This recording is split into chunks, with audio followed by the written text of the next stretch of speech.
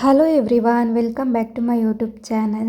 ಇವತ್ತು ಸಿಹಿ ಗೆಣಸಿನಿಂದ ಒಂದು ಆರೋಗ್ಯಕರವಾದ ತಿಂಡಿನ ನಾನು ಹೇಳ್ಕೊಡ್ತೀನಿ ಹೇಗೆ ಮಾಡೋದು ಅಂತ. ಬೆಳಗ್ಗೆ ಮುಂಚೆ ಏನು ಮಾಡಬೇಕಂತ ಗೊತ್ತಾಗ್ತಿಲ್ಲ ಅಂದಾಗ ಡಿಫ್ರೆಂಟಾಗಿ ಹಾಗೆಯೇ ಹೆಲ್ತಿಗೂ ಕೂಡ ತುಂಬಾ ಒಳ್ಳೆಯದು. ಹಾಗೆಯೇ ಮಕ್ಕಳು ಕೂಡ ತುಂಬಾ ಇಷ್ಟಪಟ್ಟು ತಿಂತಾರೆ. ಮಕ್ಕಳಿಗೂ ಕೂಡ ಬಾಕ್ಸಿಗೆ ಏನಾದರೂ ಮಾಡಬೇಕು ಅಂತ ಅಂದ್ಕೊಂಡಿದ್ರೆ ಕ್ವಿಕ್ಕಾಗಿ ಈ ಥರ ಮಾಡ್ಕೊಬೋದು. ಅಕ್ಕಿ ನೆನೆಸಿ ಇಡಬೇಕು, ರುಬ್ಬಬೇಕು ಈ ಥರ ಏನೂ ಇಲ್ಲ. ಡೈರೆಕ್ಟಾಗಿ ನಾವು ಇನ್ಸ್ಟೆಂಟಾಗಿ ಈಸಿಯಾಗಿ ಮಾಡ್ಕೊಂಬಿಡ್ಬೋದು. ಇದನ್ನು ಟೇಸ್ಟ್ ಮಾತ್ರ ನಿಜವಾಗ್ಲೂ ತುಂಬಾ ಚೆನ್ನಾಗಿರುತ್ತೆ. ನೀವು ಕೂಡ ಒಂದ್ಸಲ ಟ್ರೈ ಮಾಡಿ. ಬೇಕಿದ್ದರೆ ಈ ವಿಡಿಯೋನ ಪೂರ್ತಿಯಾಗಿ ನೋಡಿ. ಹಾಗೆಯೇ ನಿಮ್ಮ ಫ್ರೆಂಡ್ಸ್ಗೆ, ನಿಮ್ಮ ಫ್ಯಾಮಿಲಿಗೆ ಶೇರ್ ಮಾಡಿ. ನನ್ನ ಚಾನಲ್ನ ಸಬ್ಸ್ಕ್ರೈಬ್ ಮಾಡ್ಕೊಂಡಿಲ್ಲ ಅಂದರೆ ಸಬ್ಸ್ಕ್ರೈಬ್ ಮಾಡ್ಕೊಂಡು ನೋಡಿ. ನೀವೇ ನೋಡಿ ಒಳಗೆ ಎಷ್ಟು ಸಾಫ್ಟಾಗಿದೆ ಅಂತ. ಇದಕ್ಕೆ ಅಕ್ಕಿ, ಉದ್ದಿನ ಬೇಳೆ ಏನು ಯೂಸ್ ಮಾಡ್ತಾ ಇಲ್ಲ. ಇದನ್ನು ಹೇಗೆ ಮಾಡೋದು ಅಂತ ನೋಡೋಣ. ವಿಡಿಯೋನ ಕೊನೆವರೆಗೂ ನೋಡಿ. ಮೊದಲಿಗೆ ಇದನ್ನು ಮಾಡ್ಕೊಳ್ಳೋದಕ್ಕೆ ನಾನು ಮೊದಲಿಗೆ ಗೆಣಸನ್ನು ಬೇಯಿಸಿ ಇಟ್ಕೊಂಡಿದ್ದೀನಿ. ಸಿಹಿ ಗೆಣಸು ಬರುತ್ತಲ್ವ, ಅದನ್ನು ಮೊದಲಿಗೆ ಬೇಯಿಸಿ ಇಟ್ಕೊಂಡಿದ್ದೀನಿ. ಅದ್ರದ್ದು ಸಿಪ್ಪೆನೆಲ್ಲ ತೆಕ್ಕೊಂಬಿಟ್ಟು ಇವಾಗ ಒಂದು ಮಿಕ್ಸರ್ ಜಾರಿಗೆ ಹಾಕ್ಕೊಬೇಕು.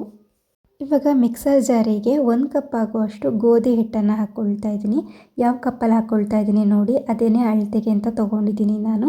ನೀವು ಗೆಣಸು ಕೂಡ ಸ್ಮ್ಯಾಶ್ ಮಾಡಿಕೊಂಡ್ರೆ ಇದರಲ್ಲಿ 1 ಕಪ್ ಆಗುವಷ್ಟು ಆಗುತ್ತೆ. ಇವಾಗ ಮತ್ತೆ ಅದಕ್ಕೆ 1 ಕಪ್ ಆಗುವಷ್ಟು ಕಾಯಿ ತುರಿನ ಹಾಕ್ಕೊಳ್ತಾ ಇದ್ದೀನಿ. ಮಿಕ್ಸರ್ ಜಾರಿಗೆ ಡೈರೆಕ್ಟಾಗಿ ಹಾಕ್ಕೊಳ್ಬೇಕು. ಇವಾಗ ಅದಕ್ಕೆ 3 ಸ್ಪೂನ್ ಆಗುವಷ್ಟು ಚಿರೋಟಿ ರವೆ ಬರುತ್ತಲ್ವ, ಅದನ್ನು ಹಾಕ್ಕೊಳ್ತಾ ಇದ್ದೀನಿ. ಮೊದಲಿಗೆ ನಾನು 3 ಸ್ಪೂನ್ ಹಾಕ್ಕೊಳ್ತಾ ಇದ್ದೀನಿ. ಇವಾಗ 3 ಸ್ಪೂನ್ ರವೆನ ಹಾಕ್ಕೊಬೇಕು. ಜಾಸ್ತಿ ಕ್ವಾಂಟಿಟಿಲಿ ಮಾಡ್ತಾಯಿದ್ದೀರ ಅಂದರೆ ಜಾಸ್ತಿ ಹಾಕ್ಕೊಬೇಕಾಗುತ್ತೆ. ಇವಾಗ ಅದಕ್ಕೆ ರುಚಿಗೆ ಬೇಕಾದಷ್ಟು ಉಪ್ಪು, ಇವಾಗ ಸ್ವಲ್ಪ ಹಾಕ್ಕೊಂಡಿದ್ರೆ ಮತ್ತೆ ನೋಡಿ ಹಾಕ್ಕೊಬೋದು. ಇವಾಗ ಸ್ವಲ್ಪ ಉಪ್ಪನ್ನು ಹಾಕ್ಕೊಂಬಿಟ್ಟು ಸ್ವಲ್ಪ ನೀರನ್ನು ಹಾಕ್ಕೊಂಡು ಇದನ್ನು ಚೆನ್ನಾಗಿ ಗ್ರೈಂಡ್ ಮಾಡ್ಕೊಬೇಕು. ಇವಾಗ ಗ್ರೈಂಡ್ ಮಾಡ್ಕೊಂಡಿದ್ದೀನಿ, ತೋರಿಸ್ತಾ ಇದ್ದೀನಿ ನೋಡಿ. ಜಾಸ್ತಿ ಗಟ್ಟಿನೂ ಇರಬಾರ್ದು, ತೆಳ್ಳಗೆ ಕೂಡ ಇರಬಾರ್ದು. ಬ್ಯಾಟರ್ ಈ ರೀತಿಯಲ್ಲಿ ಇರಬೇಕು. ಗಟ್ಟಿ ಆದರೆ ಬೇಕಿದ್ರೆ ನೀರು ಹಾಕ್ಕೊಂಡು ಮಿಕ್ಸ್ ಮಾಡ್ಕೊಬೋದು. ಇವಾಗ ನಾನು ಇದನ್ನೆಲ್ಲ ಒಂದು ಬೌಲಿಗೆ ಹಾಕ್ಕೊಳ್ತಾ ಇದ್ದೀನಿ. ಆಮೇಲೆ ಮತ್ತೆ ಚಿರೋಟಿ ರವೆನ ಹಾಕ್ಕೊಳ್ತಾ ಇದ್ದೀನಿ. ಒಂದು 3 ಸ್ಪೂನ್ ಆಗೋಷ್ಟು ಮತ್ತೆ ಹಾಕ್ಕೊಂಡಿದ್ದೀನಿ. ಮೊದಲಿಗೂ 3 ಸ್ಪೂನ್ ಹಾಕ್ಕೊಂಡಿದ್ದೆ, ಇವಾಗಲೂ 3 ಸ್ಪೂನ್ ಹಾಕ್ಕೊಂಡಿದ್ದೀನಿ. ಹಾಗೆಯೇ ತುರಿದಿರೋ ಕ್ಯಾರೆಟ್ನ ಕೂಡ ಹಾಕ್ಕೊಳ್ತಾ ಇದ್ದೀನಿ. ಟೇಸ್ಟ್ ಕೂಡ ಚೆನ್ನಾಗಿರುತ್ತೆ. ಮಕ್ಕಳಿಗೆ ಕೂಡ ಇದನ್ನೆಲ್ಲ ಹಾಕ್ಕೊಟ್ರೆ ಹೆಲ್ದಿಯಾಗೂ ಕೂಡ ಇರುತ್ತೆ. ಆಮೇಲೆ ಸಣ್ಣದಾಗಿ ಕಟ್ ಮಾಡಿರೋ ಈರುಳ್ಳಿ, ಹಾಗೆ ಹಸಿಮೆಣಸಿನ್ಕಾಯಿ, ಹಾಗೆಯೇ ಕೊತ್ತಂಬರಿ ಸೊಪ್ಪು ಮತ್ತು ಸ್ವಲ್ಪ ಕಾಯಿ ತುರಿನ ಹಾಕ್ಕೊಳ್ತಾ ಇದ್ದೀನಿ. ಆಮೇಲೆ ಮತ್ತೆ ಸ್ವಲ್ಪ ಉಪ್ಪನ್ನು ಹಾಕ್ಕೊಂಡು ಇದನ್ನು ಚೆನ್ನಾಗಿ ಮಿಕ್ಸ್ ಮಾಡ್ಕೊಬೇಕು.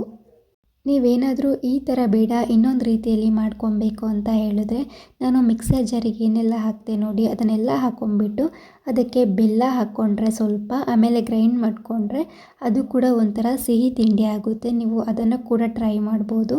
ಸಂಜೆ ಟೈಮಲ್ಲಿ ಏನಾದರೂ ಸ್ವೀಟ್ ಬೇಕು ಅಂತ ಹೇಳಿದ್ರೆ ನೀವು ಆ ಥರ ಹೆಲ್ತಿಯಾಗಿ ಮಕ್ಳಿಗೆ ಕೂಡ ಮಾಡಿಕೊಡ್ಬೋದು. ನಾನು ಸ್ವೀಟಾಗಿ ಮಾಡ್ಕೊಳ್ತಿಲ್ಲ, ನಾರ್ಮಲಾಗಿ ಬ್ರೇಕ್ಫಾಸ್ಟಿಗೆ ಆಗೋ ಥರ ಮಾಡ್ಕೊಳ್ತಿರೋದ್ರಿಂದ ಈ ಥರ ಮಾಡ್ತಾಯಿದ್ದೀನಿ. ಆಮೇಲೆ ಮಾಮೂಲಿ ಪಡ್ಡು ಮಾಡೋದಿದೆಯಲ್ವ, ಅದಕ್ಕೆ ಸ್ವಲ್ಪ ತುಪ್ಪನ ಹಾಕ್ಕೊಳ್ಳಿ, ಇಲ್ಲ ಅಂದರೆ ಎಣ್ಣೆ ಕೂಡ ಹಾಕ್ಕೊಬೋದು. ತುಪ್ಪ ಹಾಕ್ಕೊಂಡ್ರೆ ಹೆಲ್ದಿಯಾಗಿ ಕೂಡ ಇರುತ್ತೆ. ಸ್ವಲ್ಪ ತುಪ್ಪನ ಹಚ್ಕೊಂಬಿಟ್ಟು ಆಮೇಲೆ ನಾರ್ಮಲಾಗಿ ಪಡ್ಡು ಥರ ಹಾಕ್ಕೊಂಬಿಟ್ಟು ಒಂದು ಸ್ಪೂನಲ್ಲಿ ಮತ್ತೆ ಅದನ್ನು ಕ್ಲೋಸ್ ಮಾಡ್ಕೊಬೇಕು. ಕ್ಲೋಸ್ ಮಾಡಿಕೊಂಡು ಮೀಡಿಯಮ್ ಫ್ಲೇಮಲ್ಲಿ ಇದನ್ನು ಬೇಯಿಸ್ಕೊಬೇಕಾಗುತ್ತೆ, ಇಲ್ಲಾಂದರೆ ಒಳಗೆಲ್ಲ ಬೆಂದಿರೋದಿಲ್ಲ.